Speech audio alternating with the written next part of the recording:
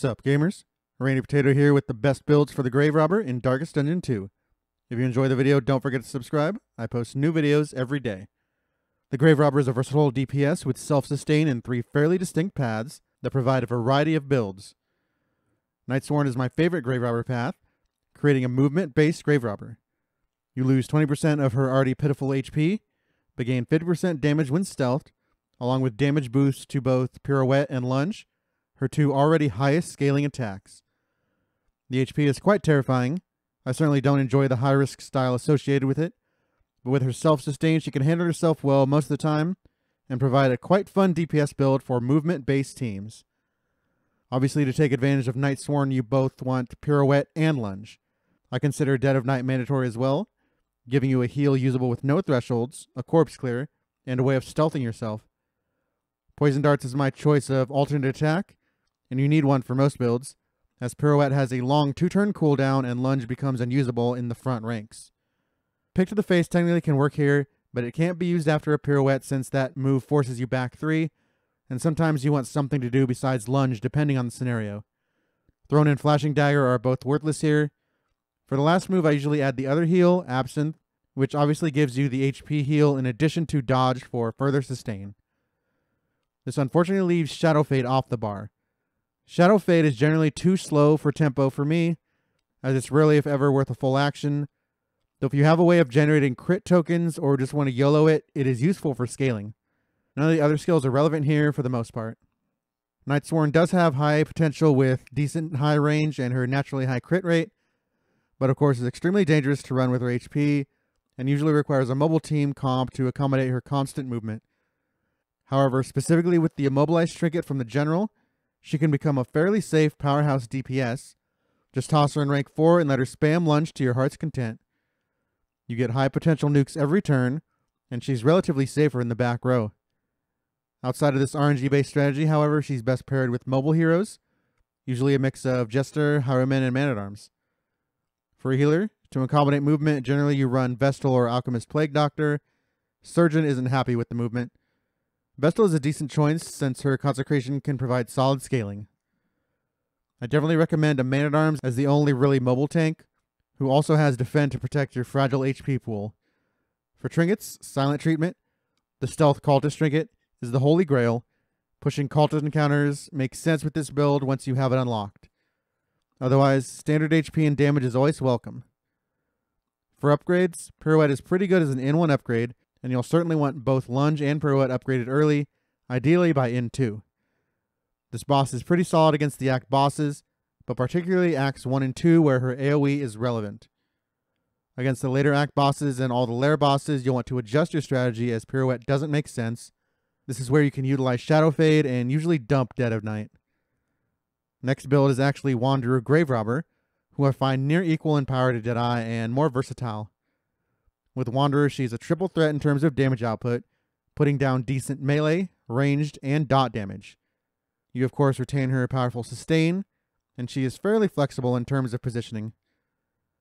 For this build I like Pick to the Face, a pretty solid melee attack with unfortunately limited range, which most importantly ignores block. Poison Darts is an extremely versatile attack, being usable against any rank to do small damage and a blight. You of course pair this with both Absinthe and Dead of Night to utilize her elite recovery. The last skill doesn't really matter. I don't use Pirouette or Nightsworn because if I did it'd just be better as Nightsworn, and it requires you to retain a mobile team. Flashing Daggers is fine to proc tokens on ranks 2 and 3. The other skills don't really have a place here unless you end up with stealth generation somehow and want to use Glint against a narrow selection of opponents. Wanderer is a pretty versatile path for Grave Robber, though it does lack the punch of other paths and other heroes, frankly. You get solid damage to all ranks, and the block ignore is pretty unique for a base attack. The dot isn't exceptional, but hitting any rank is pretty clutch. With this build, she's strictly ranks 2 or 3, usually 3 because I like a chunkier hero up front. Melt's fine with essentially any comp that can fit her.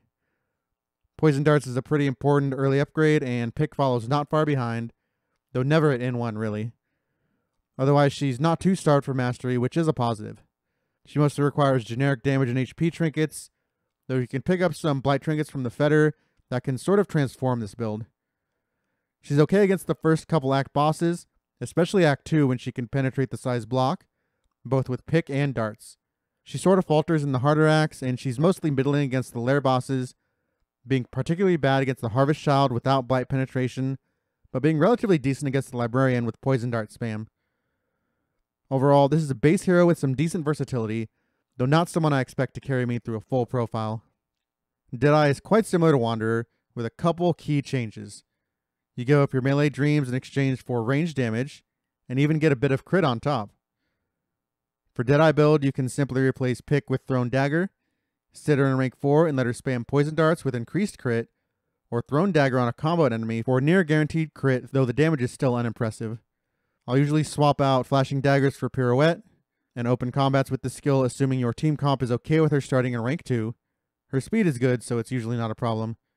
You only use it to open combat and as shuffle protection, otherwise you stand back and spam your mediocrity since she has no efficient way to move forward again with lunge nerfed.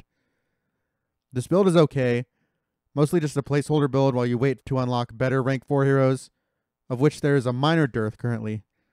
She fills the same role as Wanderer minus the position change, though in Acts 1 or 2 if you can manage to get the Immobilized trophy you can actually lock her in rank 2 and get a useful pirouette every few turns, assuming the rest of your team is okay with their positioning. Finally, she has her quite unique path and build, Venomdrop. Here you lose range damage and speed for some blight gain. You get extra blight when stealthed, and Flashing Daggers gains the same blight damage as Poison Darts has.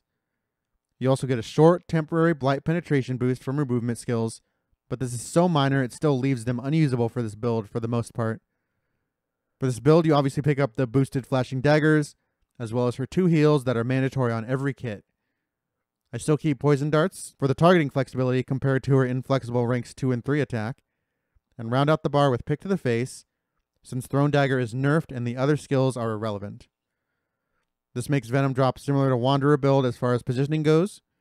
As far as team building, Venomdrop is best used for a pure Blight team, pairing her with Alchemist, Plague Doctor, and Flagellant for some big Blight against all ranks. Generally, you run this trio with Man-at-Arms as a front row tank and a stress healer. Flashing Daggers and Poison Darts are priority upgrades, with Daggers occasionally being an N1 upgrade. The downside with this build is, as powerful as Venomdrop can be in the Blight trio against trash mobs, she becomes extremely underwhelming in basically every act and lair boss, except for Act 1 where you can do some fun stuff. Against single targets where her Flashing Daggers becomes irrelevant, she's the worst build Grave Robber has. The only way to salvage her is to find some form of consistent stealth. Shadow Fade does not count because even with the stealth, you're not actually increasing your blight output at all when you factor in the wasted turn. You're just losing tempo. Overall, the Grave Robber has some potential as a DPS, especially with Nightsworn, and a lot of flexibility, but is still among the weaker heroes in the game, more filling slots until you have better heroes available, or in very specific builds like Venomdrop. Thank you for watching. If you enjoyed the video, don't forget to subscribe. I post new videos every day.